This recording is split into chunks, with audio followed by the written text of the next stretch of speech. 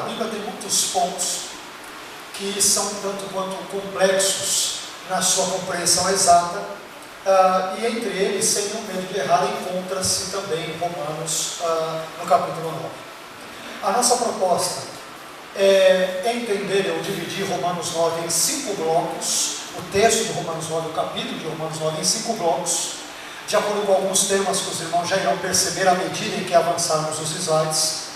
E aí, nós, depois disso, talvez, sendo possível, nós abriremos um espaço para algumas perguntas, né? Eu vou ver agora, são 2h30, eu quero ver se eu consigo falar aqui pelo menos durante 1 hora, 1 hora e pouco, e depois talvez abra espaço, não sei se 20, 15 minutos, alguma coisa assim, para algumas questões, tal como fizemos no primeiro horário, por nós experimentar, correto? Então vamos lá. Dentro de Romanos 9, vamos primeiramente entender como os nossos queridos amigos, irmãos calvinistas, têm compreendido esse capítulo ao longo dos tempos. Se o irmão quiser até virar um pouco para lá, irmão, pode até ser para a minha voz não ficar, eu agradeço, viu? Obrigado, tá? Não precisa se preocupar comigo aqui, obrigado, viu?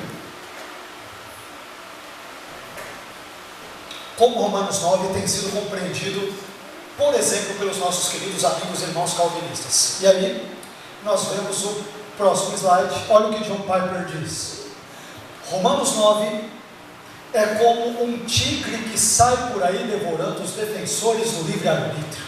É o que ele diz. Em outras palavras, ele está cutucando ou criticando com luvas de pelica a perspectiva arminiana ou a compreensão arminiana do capítulo 9 de Romanos.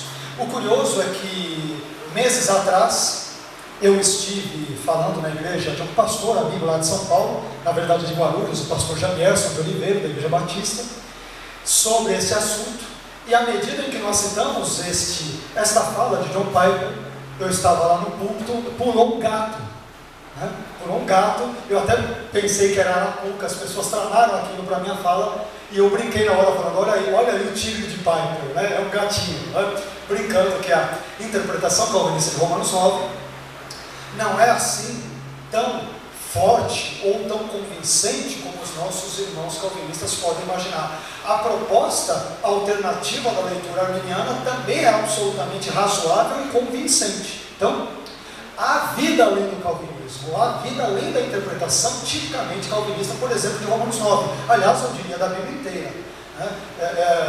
Vemos os calvinistas com respeito, são irmãos em Cristo, evidentemente, temos todo o apreço e carinho por eles, mas entendemos, enquanto arminianos, que a perspectiva arminiana, ela propicia uma leitura adequada, importante, razoável e plausível do texto sagrado. E dentre esse texto como um todo, por exemplo, Romanos 9. Então, Piper, que é um pastor batista calvinista americano, ele vai dizer que Romanos 9 é como se fosse um animal feroz que ele devora os defensores do livre-arbítrio, ou seja, a explicação calvinista de Romanos 9, parafraseando a leitura e o pensamento de Piper, é mais importante ou mais forte, mais robusta do que a interpretação não calvinista. É isso que ele quer dizer. Mas será que isso é verdade? Nós já vamos descobrir isso nos próximos slides. Depois dele, nós encontramos R.C. Sproul, que faleceu há pouco tempo. E ele também, calvinista, vai dizer o seguinte: a passagem mais significativa do Novo Testamento, concernente à dupla predestinação, é encontrada em Romanos 9. Então perceba que para Sproul já deduz, ele pressupõe que o conceito calvinista de dupla predestinação esteja presente no texto do capítulo 9 de Romanos. Nós já vamos ver agora se isso é verdade mesmo ou não. Finalmente, o terceiro calvinista, que é MacGregor Wright, no seu livro A Soberania Banida, obra esta inclusive disponível em português, traduzida pela editora Cultura Cristã, ele dirá: Romanos 9 parece ser um capítulo tão distintivamente calvinista, já se apropriou do capítulo, né? Que a exegese arminiana tem passado por apuros quando confrontada com ele. Então ele está dizendo, Romanos 9 é nosso, é um capítulo nosso, de nós calvinistas, é um patrimônio nosso. Então os arminianos, quando interpretam, eles experimentam ou passam por maus lençóis. Todavia, quando nós estudamos isto, será que é isso de fato que nós encontramos em Romanos 9? A dupla predestinação nos moldes classicamente, tradicionalmente calvinistas? É isso que nós vamos buscar pesquisar de uma forma um pouquinho mais detalhada, claro que dentro do tempo que nós temos à nossa disposição, a partir do próximo slide.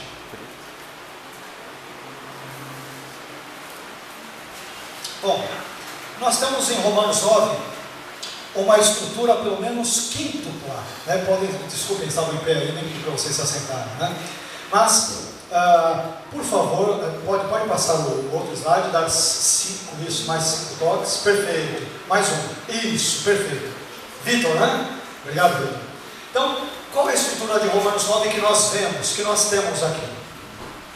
Eu entendo que Romanos 9 pode ser dividido pelo menos em 5 capítulos, ou melhor dizendo, 5 trechos, em 5 blocos, ou 5 sessões, que são, primeiro, dos versículos 1 a 5, nós encontramos o seguinte tema predominante: a preocupação de Paulo com os seus parentes segundo a carne, isto é, com os israelitas. A preocupação de Paulo, o judeu, com os demais judeus, os etnicamente judeus ou israelitas. Esse é o tema geral dos versículos 1 a 5 de Romanos 9. Quando nós vamos para os versículos 6 a 13, eu encontro o tema que versa sobre o caráter soberano de Deus nas suas escolhas. Daqui a pouco nós vamos definir o que queremos dizer com soberania divina. Eu não sei se vocês se recordam, mas na nossa primeira fala eu disse que todo cristão ortodoxo, ele crê que Deus é soberano. Eu nunca vi nenhum crente maluco, crente de verdade, mas eu sou maluco mesmo, para dizer que Deus não é soberano. A questão é, o que queremos dizer quando dizemos Deus é soberano? O que isso significa em termos conceituais? E aí é o que nós vamos retratar daqui a pouco.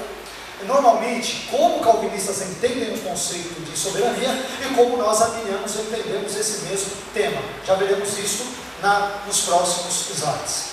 O terceiro bloco que encontramos em Romanos 9 trata do direito soberano de Deus de escolher pessoas para o serviço e de incluir os gentios no seu plano. Isso está nos versículos 14 a 24.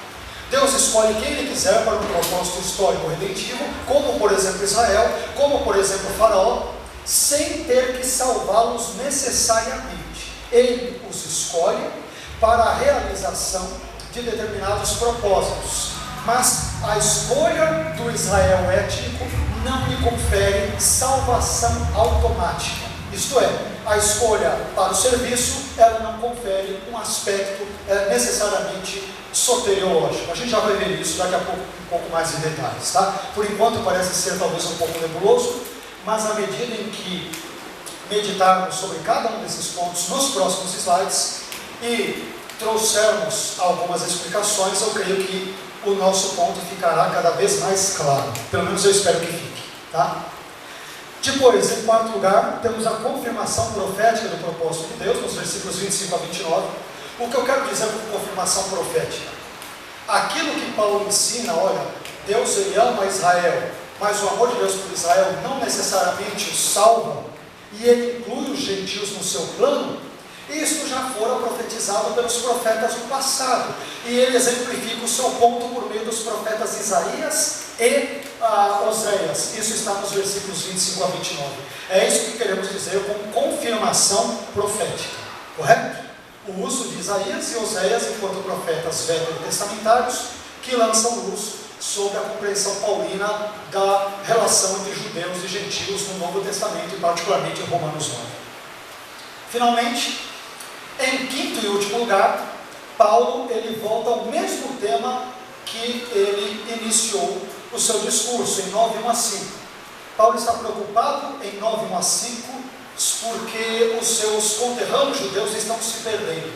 Mas por que eles estão se perdendo? Será que é porque Deus escolhe alguns para a salvação e os outros ele escolhe para a perdição? E aí a resposta é, o motivo do tropeço de Israel, por que Israel está pecando, por que Israel étnico está perecendo? A resposta está nos versículos 30 a 33 do mesmo capítulo 9 de Romanos. Então assim nós fechamos uma compreensão deste assunto, de uma forma bem, claro que agora panorâmica, dentro ainda do tema que nos foi proposto sobre a salvação pela graça, ou a salvação para todos no primeiro momento em que nós aqui discorremos de manhã.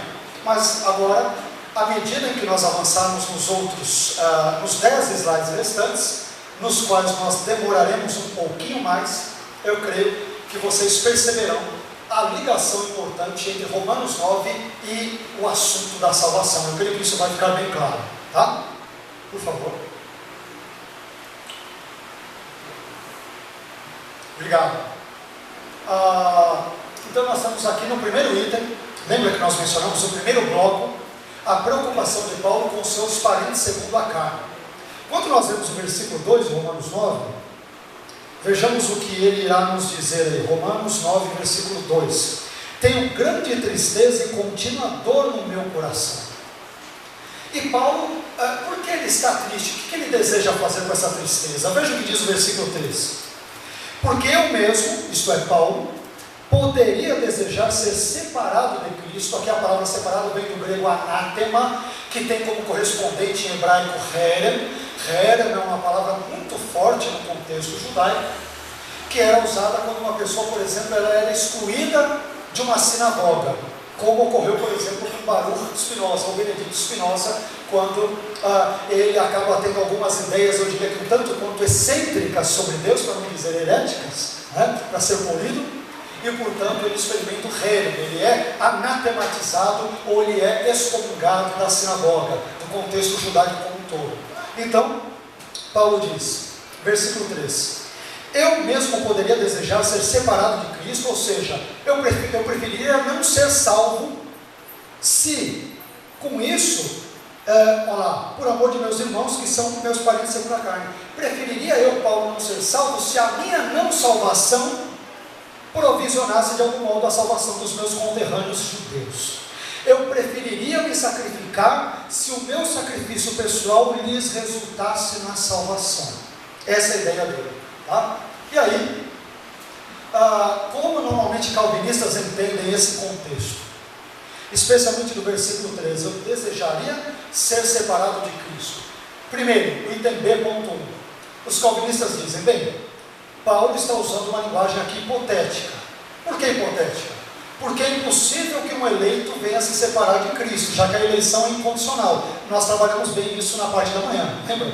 Os 5 pontos, a gente trabalhou bem detalhadamente isso. Então eu não vou retomar de novo esse ponto, salvo uma vez ou outra, se isso for necessário para a nossa compreensão, porque nós já trabalhamos bem na parte da manhã.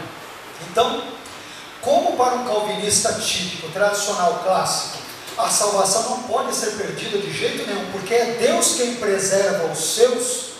Então Deus jamais permitirá que alguém se apostate da fé, ou se furte da sua presença a ponto de morrer no pecado, e por meio dessa morte se perder eternamente. Então o sujeito não tem como perder a salvação de jeito nenhum, tá? Nós também comentamos isso na nossa fala anterior. Os arminianos têm um pensamento razoavelmente semelhante, guardadas as devidas proporções, porque os arminianos entendem o seguinte: olha, a linguagem de Paulo aqui é hipotética, não porque a salvação não pode ser perdida, mas porque Paulo jamais poderia ser um substituto adequado à altura por outro pecador. Paulo, que era pecador, jamais poderia morrer por outros pecadores. Por isso que ele diz, olha, se eu pudesse fazer alguma coisa em benefício de vocês, meus conterrâneos ou compatriotas judeus, eu faria, mas por que não faço? Porque eu sou um pecador tanto quanto vocês. Aliás, ele dirá, eu sou o principal dos pecadores, né? Porque eu persegui a igreja de Deus. Então aqui nós temos uma explicação nesse ponto. E aí, por que Paulo ainda está triste? Isso nós encontramos nos versículos 4 e 5. Nos versículos 4 e 5, nós vemos os 8 privilégios dos quais Israel desfruta. Vejamos quais são. Que são israelitas, dos quais, primeiro, é a adoção de filhos, segundo, a glória, terceiro, os concertos, quarto, a lei, quinto, o culto, sexto, as promessas, sétimo, dos quais são os pais, e oitavo, dos quais é Cristo. segundo a carne, o qual é sobre todos, Deus bendito eternamente. Amém. Então, por que Paulo ele está preocupado? Ele está dizendo, poxa, segundo Romanos 16, o Evangelho é o poder de Deus para a salvação de todo aquele que crê, primeiro do judeu e depois do grego.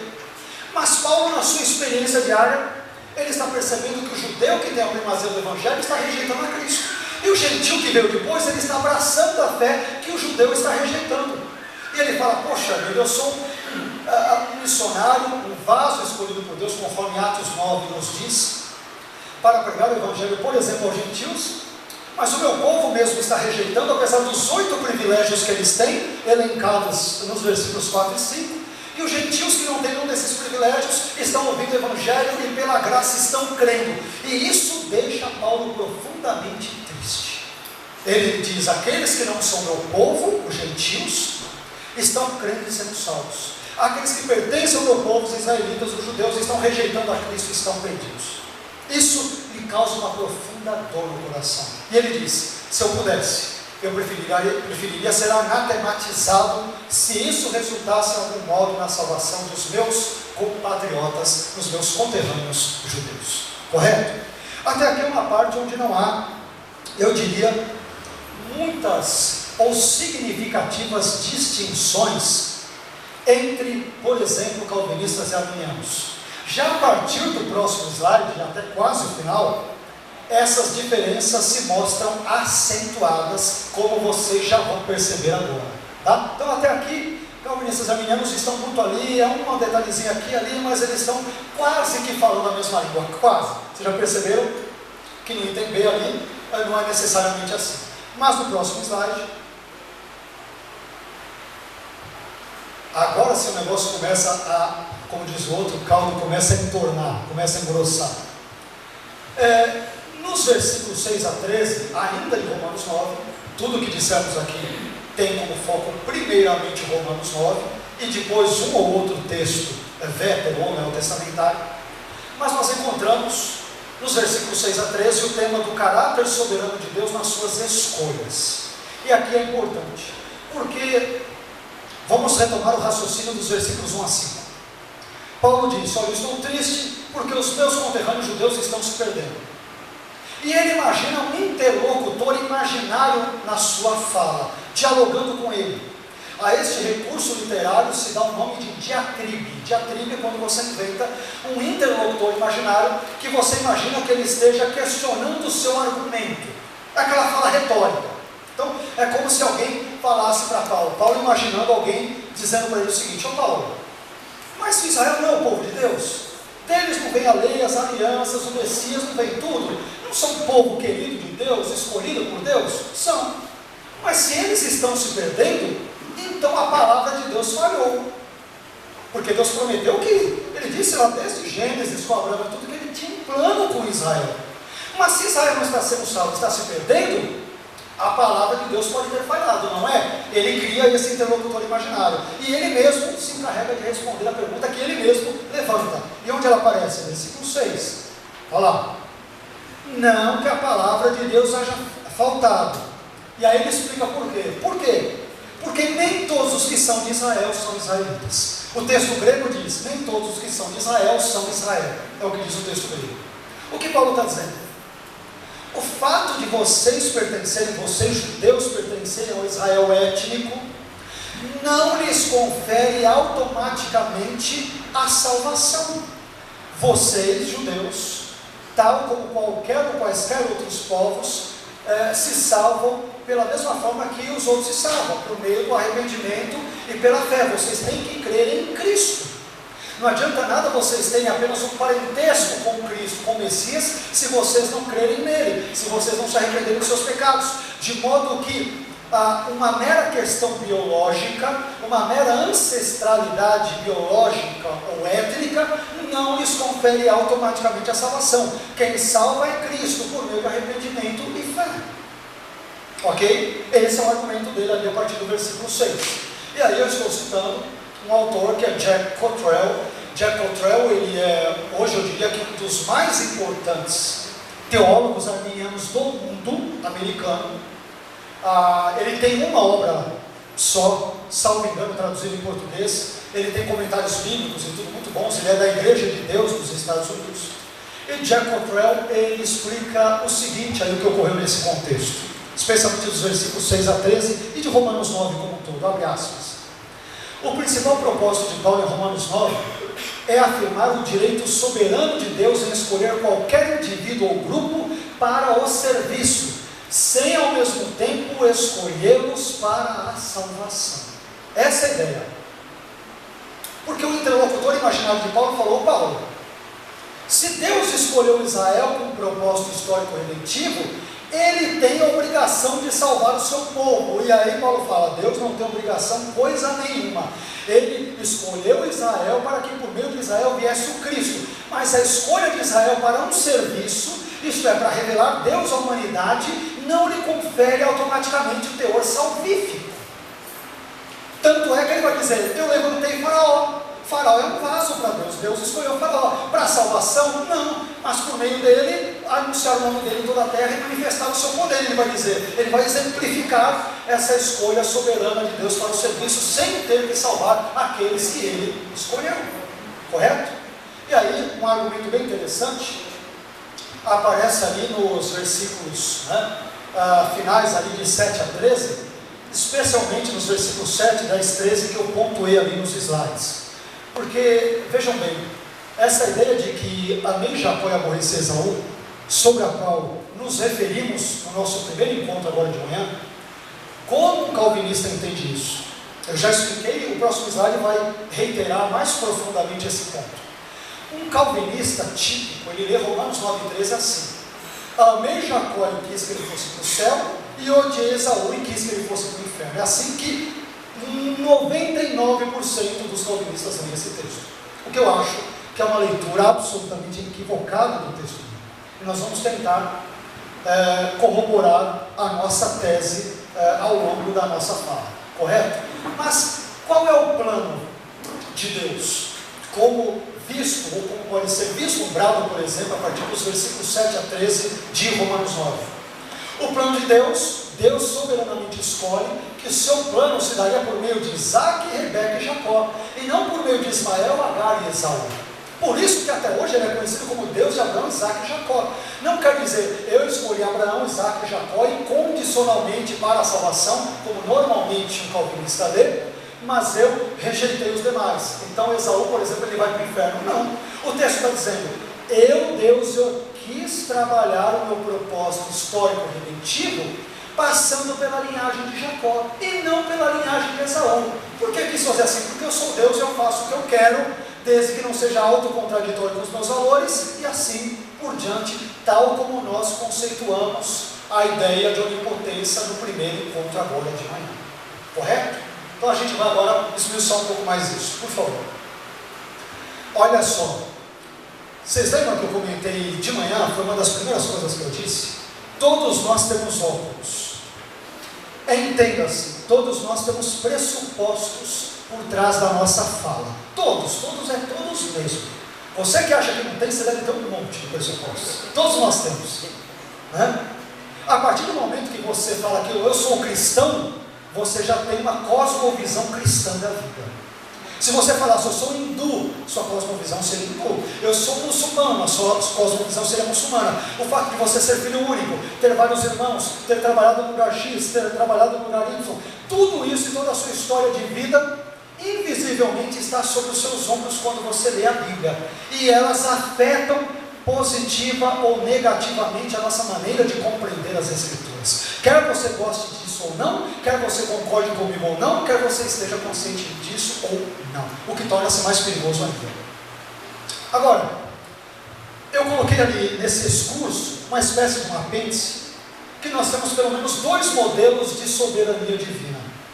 Quando alguém falar para você, Deus é soberano, é importante você perguntar, sim, mas o que você quer dizer com soberania?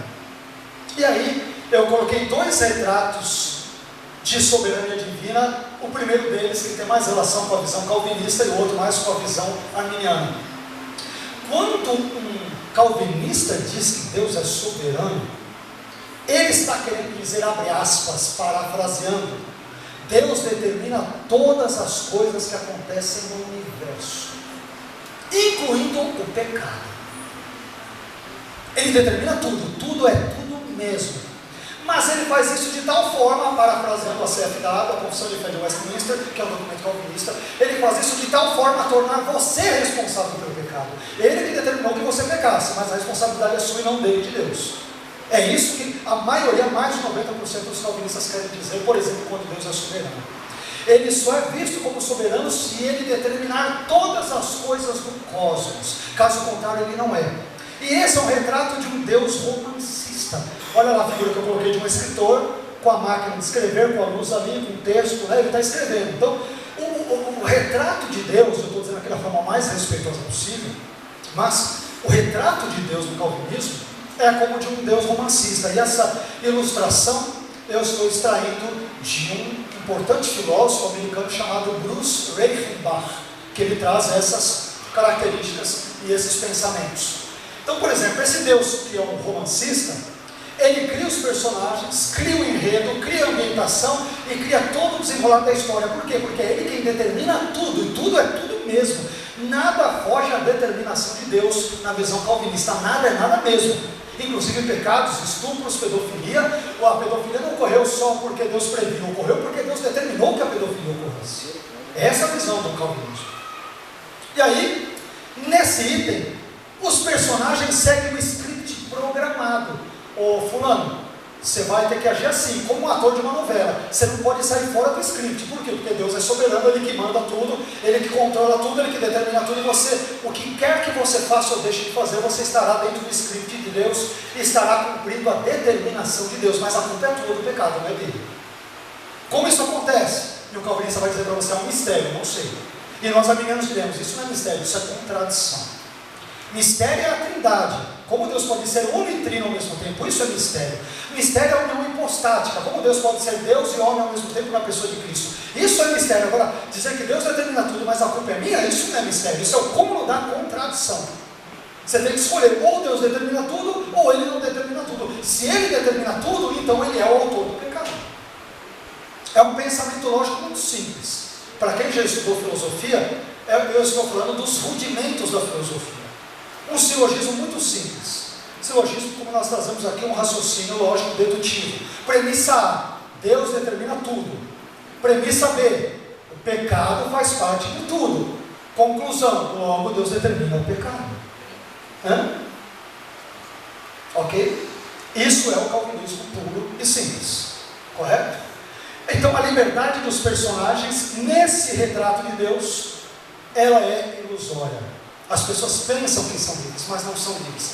Porque se Deus determina tudo, Ele determina inclusive os seus atos, pensamentos e crenças. Então você não crê no que crê, porque você chegou à conclusão lógica de que é o mais correto. Você crê no que crê porque Deus determinou invisivelmente que você cresça. Você tem a ilusão de que crê de você mesmo, mas você crê porque Deus te determinou desde a eternidade para crer naquilo que você crê. E se você crê errado, a culpa é sua, não é de Deus. Ele que determinou, mas a culpa é sua. Você entendeu como o negócio é sério? Eu brinco dizendo que é uma espécie de um Deus Valcir Carrasco, o autor de novelas, que é mais carrasco do que Valcir, né? Porque ele determina tudo, mas ao mesmo tempo a culpa é sua e minha. Então, normalmente, e claro, de novo, com o maior respeito do mundo, Deus como retratado no calvinismo, ele transmite a ideia, ele traz nuances de um romancista, de um novelista, de um ator. Ele escreve tudo, determina tudo, ele te dá o papel, ele faz tudo, mas a culpa ainda é sua, e a responsabilidade é sua. Como isso se processa? Mistério, dirão os calvinistas. Contradição, dirão os argumentos. Como me parece ser o retrato de Deus na perspectiva arminiana? Deus, ele é como governante. Eu coloquei lá a figura de um rei, um cavalo, com um cetro. Como governante que é, ele estabelece leis. Há um poder legislativo na divindade. Ou não?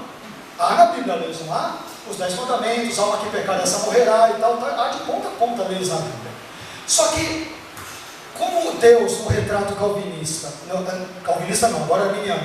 Como Deus no retrato arminiano, Ele é um governador e Ele não determina tudo, Ele determina muitas coisas, mas não determina todas as coisas. Logo, ao ser o legislador supremo, e ao criar leis, ora, a existência de um governante